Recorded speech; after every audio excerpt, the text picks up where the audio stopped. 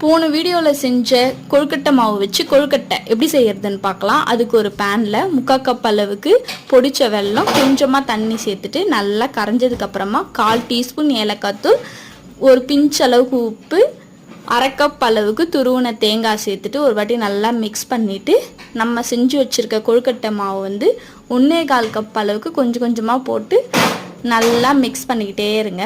கட்டிலாம் உடச்சி மிக்ஸ் பண்ணிவிடுங்க. நல்லா மிக்ஸ் பண்ணதுக்கப்புறமா அதை வந்து ஒரு பவுலில் சேர்த்துட்டு 1 ஸ்பூன் அளவுக்கு நெய் சேர்த்துட்டு அதை வந்து நல்லா பிசைஞ்சு விட்டுருங்க. நல்லா ரவுண்டாக சப்பாத்தி மாவு மாதிரி. அது கொஞ்சம் இளஞ்சூடு ஆனதுக்கப்புறமா நம்ம வந்து கொழுக்கட்டை பிடிச்சிடலாம். கை வச்சு கொழுக்கட்டை பிடிச்சோன்னா பார்க்க நல்லாயிருக்கும். அப்புறம் இட்லி பாத்திரத்தில் வச்சு ஒரு 1/4 மணி நேரம் மறுபடியும் வேக வச்சு எடுத்துட்டா ரெடி. எவ்வளோ சாஃப்டாக இருக்குன்னு பாருங்கள். சூப்பராக இருக்கும். ட்ரை பண்ணி பாருங்கள். என்ஜாய்.